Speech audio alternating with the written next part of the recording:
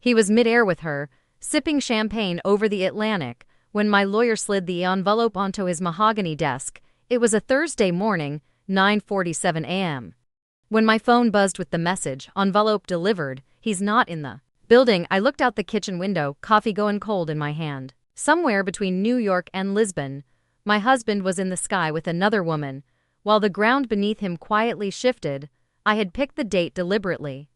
His office assistant said he was out of office until Monday for a conference. I knew better. The flight confirmation had come by mistake. A shared inbox he forgot was still cinched, a luxury itinerary to passengers. One of them was not me. He had taken Chloe, the branding strategist he insisted was just sharp, young talent, the woman who called him in casual meetings, who smiled too much, who sat too close, who once left her AirPods on my kitchen counter and lied that they weren't hers. I didn't confront him. Not then. I read the ticket, saw the private driver confirmation, the hotel suite with a balcony view. I didn't rage. I called my attorney. "I'm ready," I said. "Prepare the packet. Deliver it Thursday." She didn't ask why Thursday. She didn't need to. This wasn't impulsive. This was months in the making. A silence turned into strategy, a betrayal documented in spreadsheets, calendar overlaps, travel receipts, and one NDA draft I found in a printer tray with Chloe's name on it, unsigned. The envelope was thick, not dramatic, just precise. Inside, evidence of infidelity, misuse of funds, and a quiet request for immediate separation. I didn't want a fight. I wanted clarity, legal, financial, moral. At 9:52 a.m., I received the second message, reception. Confirmed, envelope accepted. I exhaled slowly, not relief, not revenge, just return of dignity, of time, of narrative. I didn't cry. I made Olivia's breakfast. She noticed the calm. "You're dressed like it's court," she said. I smiled, just ready to be heard. She nodded, poured her cereal, and didn't ask more. At 16. She already knew that quiet women carry loaded truths. I checked Eric's Instagram out of habit. Nothing posted, nothing needed. His silence said more than any caption. He was above clouds with the woman he thought would remain invisible, and I was here, on the ground, holding everything he forgot to secure. The envelope bore my initials, no note, no warning, just contents, contracts, dates, photos, signed cards. A copy of the company handbook with Chloe's own signature on the clause about inappropriate workplace relationships. I imagined his assistant handing it over with a polite smile. "From your wife." I imagined the slow realization as he landed and found 20 years of history no longer waiting at the gate. I didn't send him a text. I didn't tell him goodbye. I opened a new file on my computer titled Mitchell. Closure. The first entry. A photo of the envelope. Sealed. Time-stamped. He chose turbulence. I chose trajectory. Gives. That wasn't a delivery. It was a declaration. I no longer live beneath the ceiling he forgot I built. He said we were building something no one could shake, but he was always looking for an exit. I just hadn't drawn the map yet. We met in law school. I was the top of my class. He was the loudest in every room. He made people laugh, then made them follow. I didn't need attention. I needed substance. Somehow, I mistook his ambition for depth. Eric wasn't the best student, but he had presence. He could charm professors, pitch half-read arguments, and walk away with praise. He said I made him sharper. I said he made me braver. We thought that meant balance. It was actually imbalance disguised as momentum. When we graduated, he pivoted into startups, said law was too small for his vision.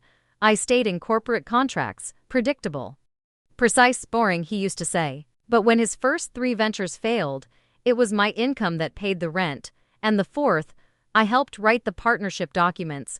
I was pregnant with Olivia at the time. He launched his logistics platform in our living room, used our savings to bootstrap it. I reviewed the first investor agreement at 2 a.m. while breastfeeding. He got the praise for doing it all. I didn't correct anyone. I was busy doing more. We bought a house when Olivia turned 3. I picked the one with the wide kitchen counters and built-in shelves. He cared only about the garage space. For gear, he said, he filled it with prototypes and boxes. I filled it with lunchboxes and backpacks. He started dressing differently, talking like tech founders, scalability, disruption, exit strategy. At dinners, people asked how he did it. He always smiled and said, "I've got a brilliant team."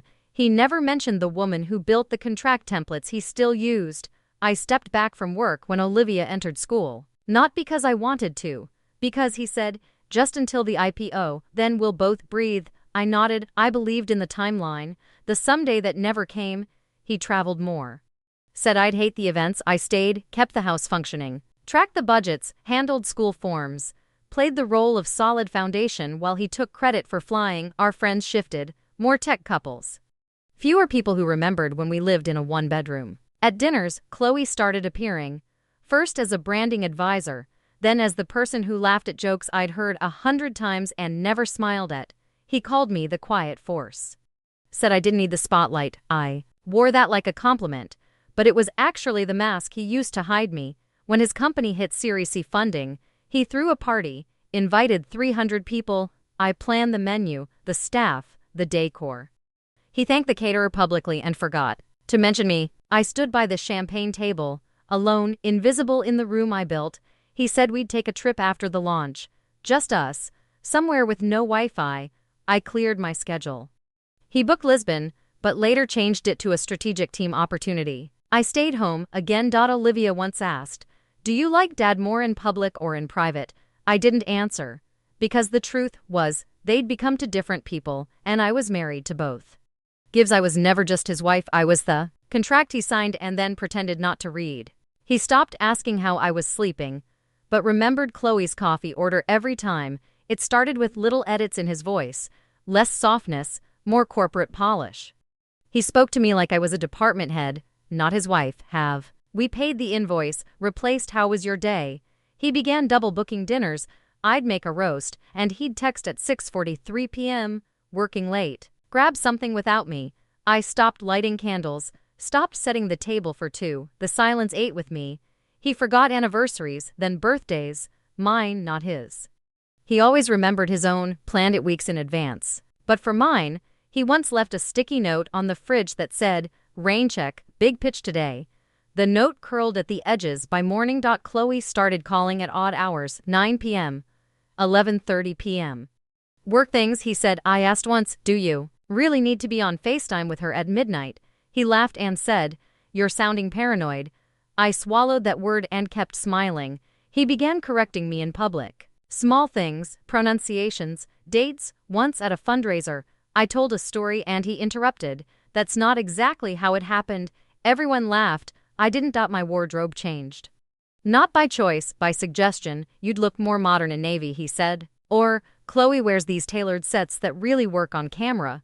I nodded, then closed my closet door and kept wearing what made me feel like myself, even if it wasn't brand aligned. He bought new sheets without asking. Cooler fabric, he said, more hotel feel.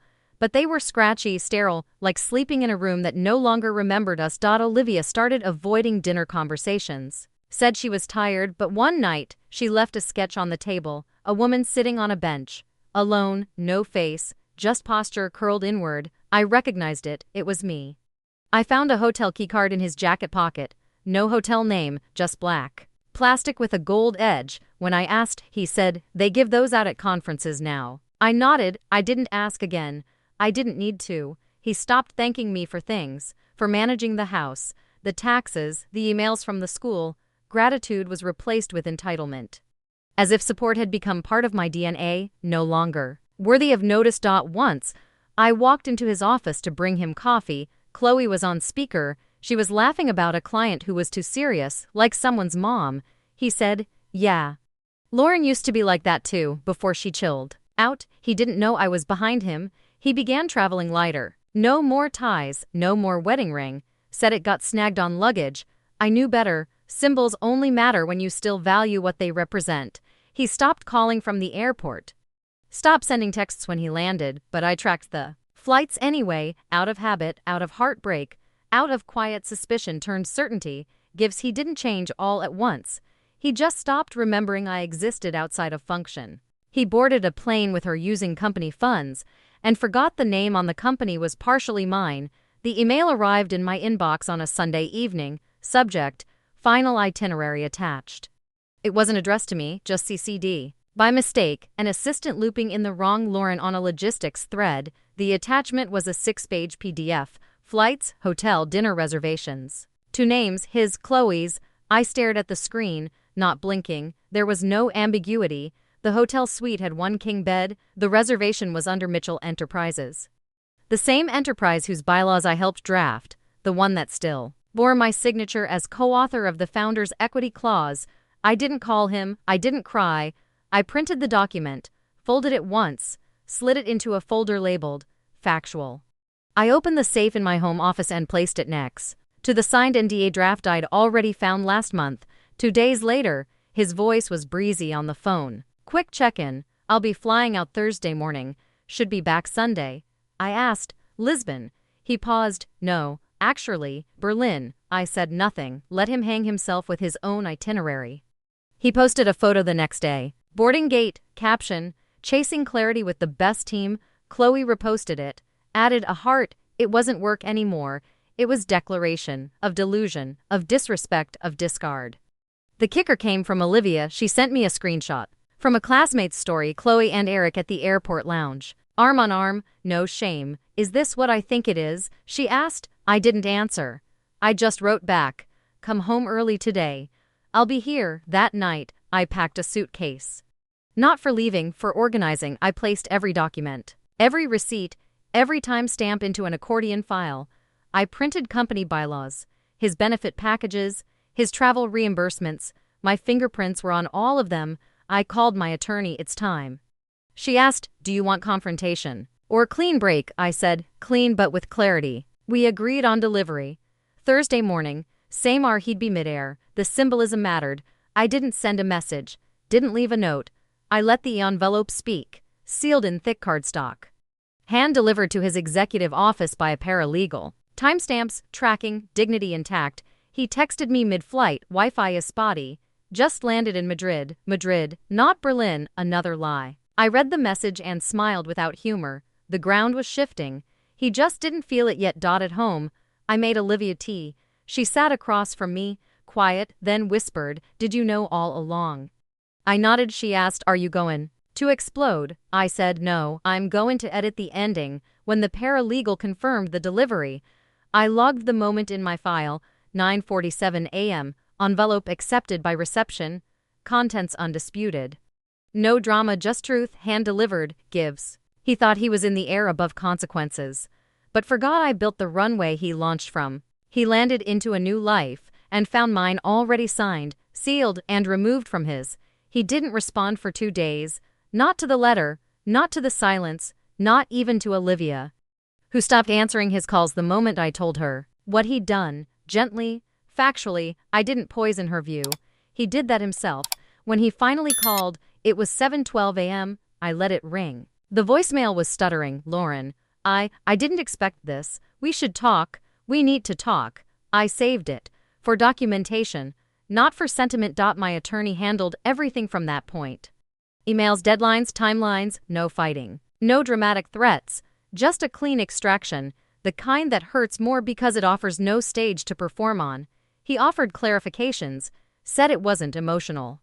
Said Chloe understood the pressure he was under. I asked for none of it. Silence became my shield, and it said more than any retort ever could. I began separating accounts, quietly. He noticed when the credit card stopped working, when his email login failed, when the company login to Factor went to my new number. I didn't cut him off. I redirected access back to the person who had always maintained it. Olivia told her school she wanted to be listed under Mitchell Lauren for contact purposes. When asked if her father would attend her showcase, she shrugged. He's not local. That was true. Spiritually, he had left years ago. I cleaned the house in silence, not with anger, with order. I boxed the items he left, each labeled by year. I left them in the garage with a note, pick up by Friday or donation scheduled. No discussion. I unlinked our calendars, removed his birthday from my reminders. Not out of cruelty, but to free space in my mental bandwidth. Grief, I learned, is also data management. The office I gave up for him, I reclaimed, took down the whiteboard with his pitch ideas, replaced it with blueprints for my own re-entry into contract law. I printed my new business card. It read, Lauren Mitchell, contract strategist, not wife, not support system, just strategist. I made a new grocery list, removed his preferences, restocked my favorites, reclaimed shelf space. These were not petty gestures. These were micro-liberation. The only thing I kept was one of his pens, the one I gave him the day he signed the first investor deal. Black, engraved, heavy, it no longer wrote. But it reminded me of where this began and how far I had carried him before he dropped the weight back on me. Friends started calling. "Are you okay?" I said. "I'm recalibrating." It wasn't a lie. It was the most accurate version of the truth. He finally emailed, "Can we at least talk face to face?" I didn't respond. I just sent the final accounting report, one I had prepared long before the envelope ever left my hand. He thought the landing would be soft, but I had already taken the ground with me. He thought he'd buried the details in spreadsheets, forgetting I created the formulas while reviewing the company's cloud archives to finalize our separation. I came across a shared folder labeled Archive, Brand Legacy. He must have forgotten to revoke my access, or maybe he thought I wouldn't look closely. That was his last mistake. Inside were travel invoices, dozens. I recognized hotel names I'd never stayed in, locations I never visited, each filed under vague project codes.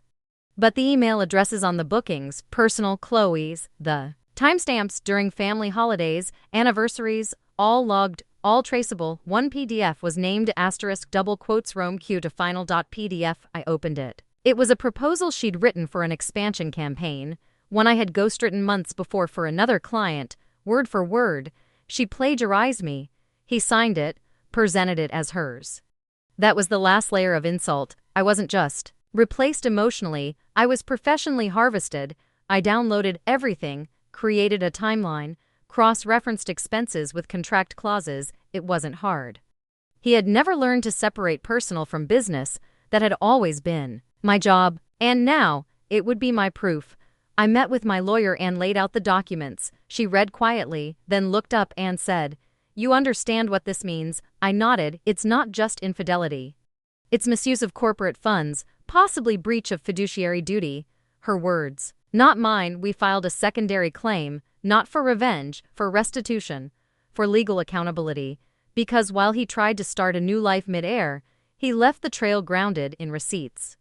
Bookings, emails, his reinvention had a cost, and now it had a number. I received a call from the board chair 2 days later. "Lauren," he said cautiously, "we weren't aware of these overlaps." I replied, "That's because I was the one who used to prevent them." He was silent for a long moment.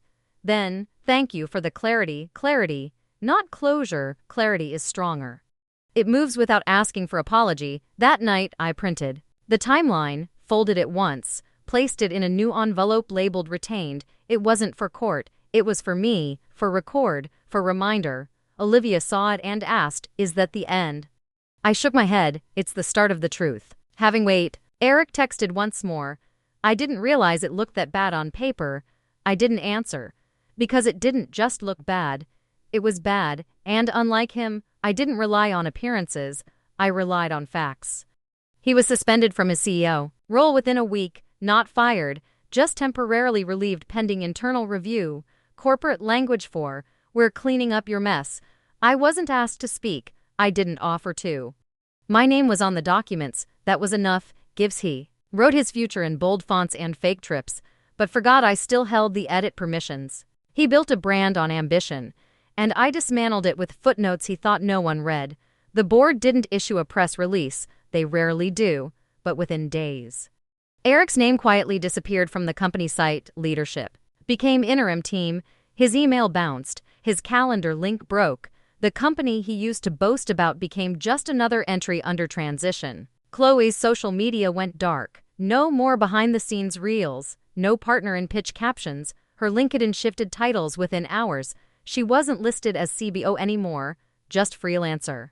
They didn't announce her exit either. Quiet dissolutions are the most brutal kind, because no one claps when the curtain drops. I didn't gloat. I didn't need to. The silence around him became the loudest vindication. Invitations stopped, panels vanished, sponsors reconsidered. Partnerships, not because I made noise, but because my documents whispered louder. My lawyer received an offer for expedited settlement, full financial transparency. No contest on spousal equity or retirement accounts. An apology letter was attached, not signed by him, but by his counsel, that told me everything. I requested one final clause, not financial, symbolic. A transfer of IP rights for the contract framework I designed, the one Chloe had copied. It now legally bears my name, registered, acknowledged, irrevocable. I changed my professional email, rebranded my consultancy, same initials, LM, new name, Lauren Mitchell Strategies, simple, clean. Unmistakably mine. I never posted anything, never subtweeted, never liked a comment about him. My silence was a strategy, not weakness. Because women like me don't scream when we're betrayed. We file, we prepare, we sign. Olivia noticed the change in the house. It's so still now, she said once. I asked if it was a bad thing. She shook her head. It feels like a real home again. He tried to reach out once more. A voice message, breathless. I lost everything in a week. I didn't reply, because I didn't take it from him. He dropped it. I just refused to pick it back up. I saw a news headline 2 weeks later. Startup giant faces ethics investigation. Over internal misconduct. No names, no quotes. But I knew, and so did he. The day the settlement cleared, I went to the bank, closed the joint account, opened one in my name only. The banker asked if I wanted to keep the old card. I said no. Issue new plastic and start fresh. At home, I placed the final legal envelope in my drawer, next to the original one, the first that began this ending. I kept them both, bookends. Proof that I started and finished this without needing to shout. Gives he tried to edit me out of the story, but I own the rights to the ending. He left thinking I was background noise, but I became the architect of my own silence. Mornings feel different now, not quieter, more deliberate. I wake without checking his schedule.